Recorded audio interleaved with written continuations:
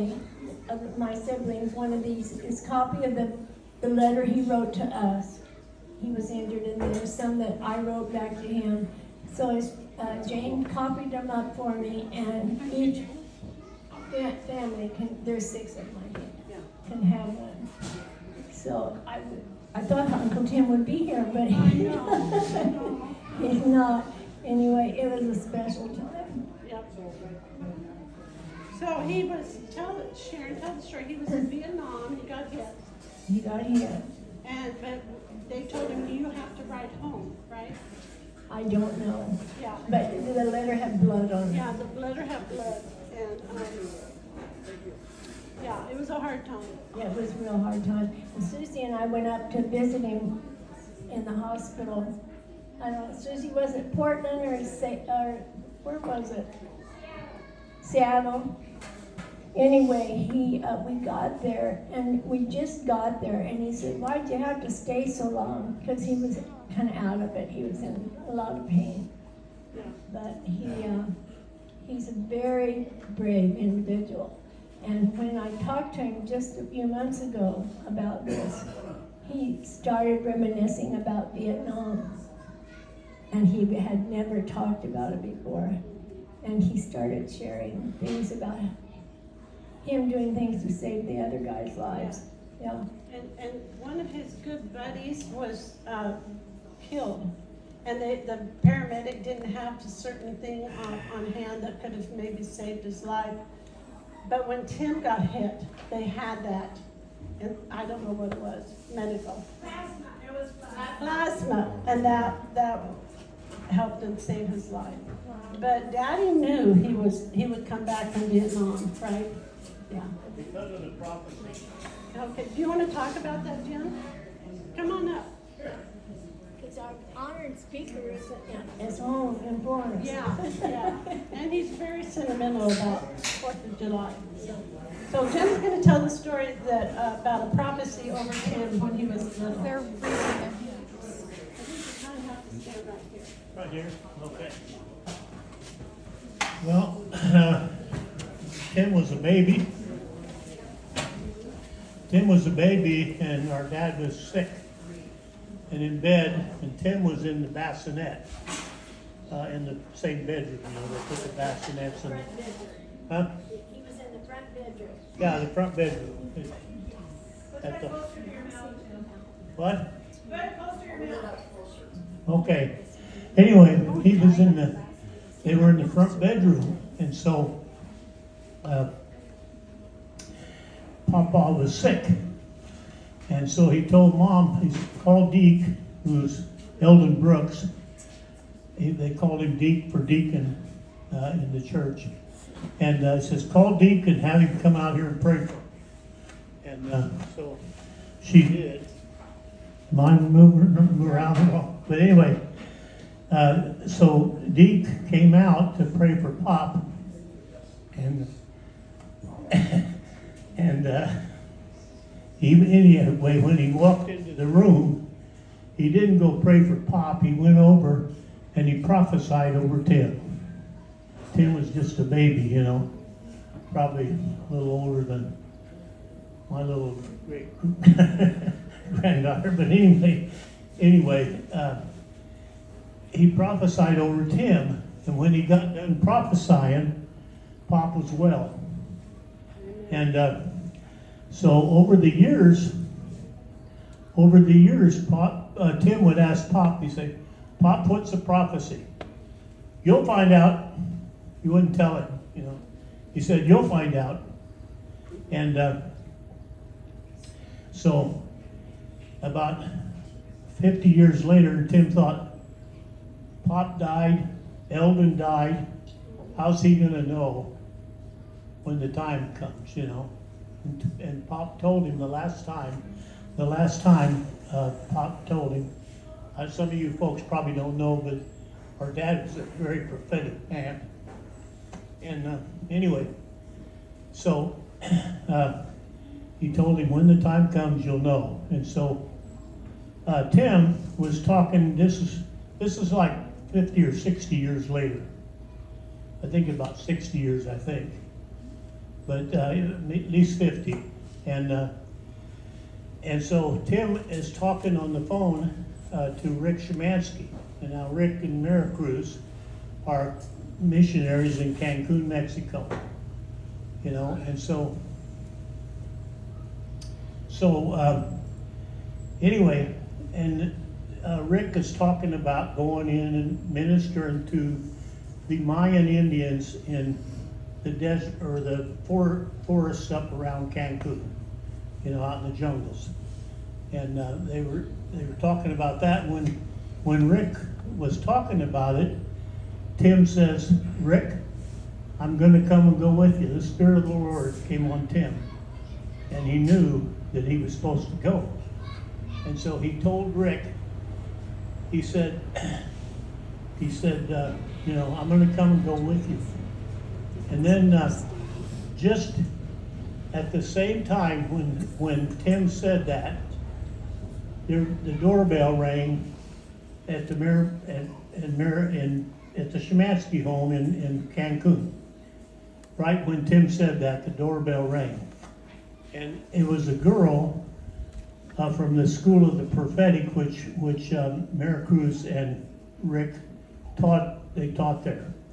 And and the girl tells Maricruz goes to the door, and she says, "Maricruz, you're going into the jungle with a blonde-haired, blue-eyed baby, Tim." The prophecy was 50 years earlier, but when the time came, as Pop told Tim, he said the last time, he would never tell him the prophecy, but he said, "You'll know, when the time comes, you'll know." And so here, that happened, that at the exact moment that he said, "I'm going to come and go with you." And then I was sitting watching TV probably 6 months later or something, and the Lord spoke to me and said, he'll go to the nations. Now he'd been to Uganda, and he, you know, put markers on the grave of Brother and Sister Banks, who were told, the Lord told them to go from Albany, Oregon to Uganda to die. And so they did. And then Tim, when he went, he put markers on their graves. He hired people to put markers on the grave. And an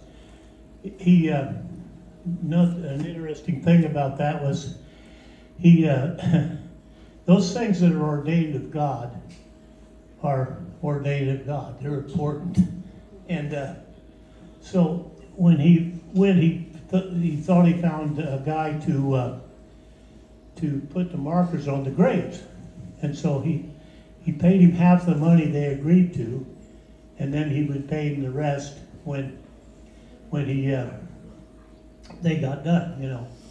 And so the guy took his money, he took Tim's money, and that night he went to town and he bought himself a new blue suit. He took Tim's money, and instead of buying the whatever they needed for the graves, he bought himself a new blue suit. The very next day, in front of the graveyard, that man was killed by a car. You know, I believe, what I believe is it was ordained by the Lord Jesus Christ that those markers go on that grave.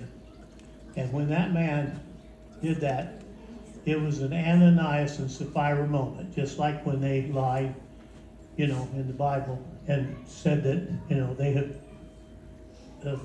so much money. They lied about the amount of money because they kept back some, and so they died, you know, they died right there. And I think it was the same deal. I think it was the Ananias and Sapphira moment. And anyway, there's a whole story. I could talk for 2 hours on it, but there's a whole story about the whole Uganda thing and everything. You know, there's in Uganda, there in October, Elijah Screams, which is in Albany, Oregon. they're going to drill the 1,000th well in Uganda. And the money's all come from Albany, or through Albany. It all came through Elijah's streams, for most all of it. And, you know, Albany's a blessed town. Uganda's a blessed country, you know. And the Brother Banks and Sister Banks, they ministered there quite a few times. I don't know how many times. Do you know, Susie? No, I don't. But anyway, you know, that was ordained, and the Lord told him to go to Uganda to die, and they did. They got there, and it was about 9 months later they died. Within a day or two of each other, they got some disease and died. And so they were buried there. And then Tim found an old lady that knew where they were buried, and so they put the markers on the grave. You know. I'll shut up. I could go for another hour. But I'll tell anyway. So, Linda and I were going to go to Bethany. In fact, you guys, Charlie and you drove Tim up to where he was to take off when he was joining the army. And anyway, Tim wrote us a letter, and he said, I'm going to send you guys, Linda and me, $100 a month. Which was a lot back then. That was a lot, Yeah. and it was wonderful because I couldn't work that semester because I was student teaching. Anyway, he asked the Lord to keep him safe so that he could send us this money every month. And he did, he sent it to us. And the last day of school, college, was May 23rd. And that was the day he was hit with a mine. And the next day I graduated. But it was very a big blessing for us. And Tim knew that it was all, you know, it was all the Lord. And he wrote me a letter once that he's never regretted losing Father Slick, because God has blessed him in so many ways. Yeah. Linda, did you want to say anything about that? So he came to Bethany. Yeah. We came to Oregon and got him, and on his way to Vietnam, and he was friends with my friends in Bethany. And on our Charlie and I's first date, it was with Tim. We went out to eat, and then we went to a movie, and then I think he left the next day or something. But so Charlie got to meet him. Remember that, Dad? Yeah. And yeah, it was. I think one other thing was he was given a little tiny Bible, and he carried it with him in the war. Yeah. But that day that he was hit, he forgot to take that. Another thing, I said, he was, you know, when he got hit, you know, sending him off to Vietnam was the most hardest thing I think we ever did. You know, sending your brother off to war is not a pleasant thing. And but anyway, when he got hit, you know, and he wrote that letter where he scribbled something on a piece of paper and sent it home to us. Yeah. And, you know, and so there was blood on it, and, you know, and we didn't know whether he was going to live or die, you know.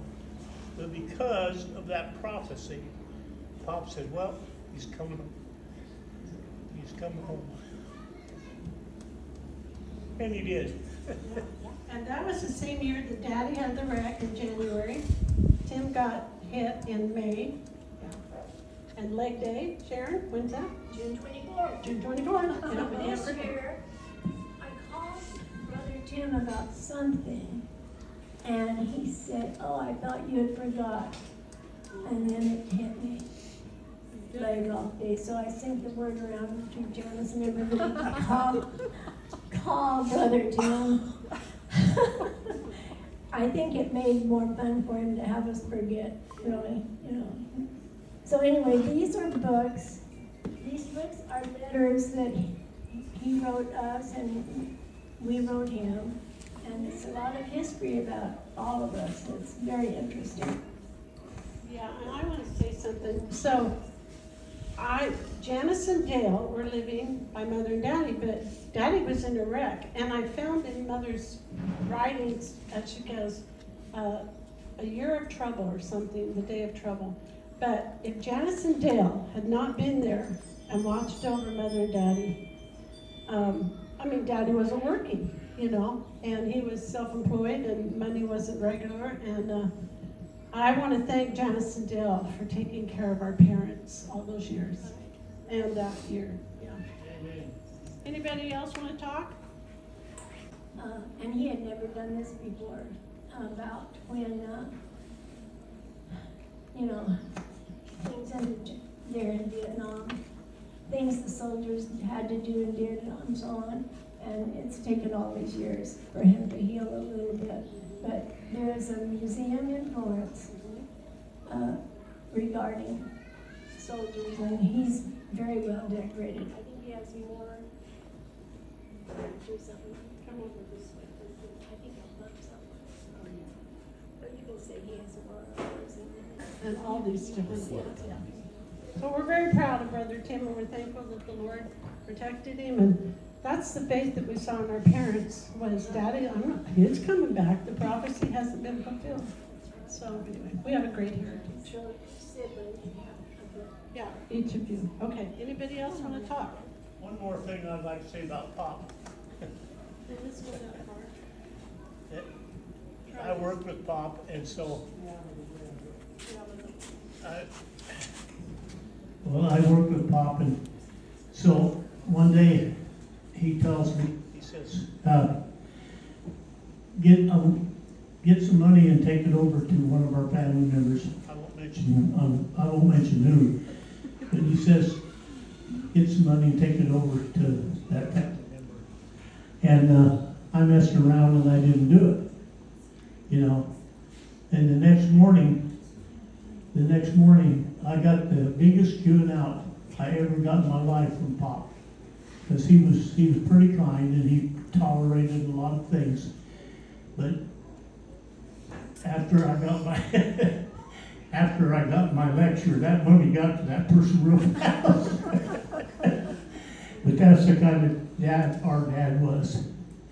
He took care of his family, and he was so prophetic. He knew what was going on when you wouldn't think he would know what was going on, But he knew, and he was a great father, and we had a great mother too. Is called up yonder. When the roll is called up yonder, I'll be there. Then his neighbor falls a master on the rising setting sun. Let us talk of all this wonders, love and care. Then we'll all of life is over and our work for earth is done.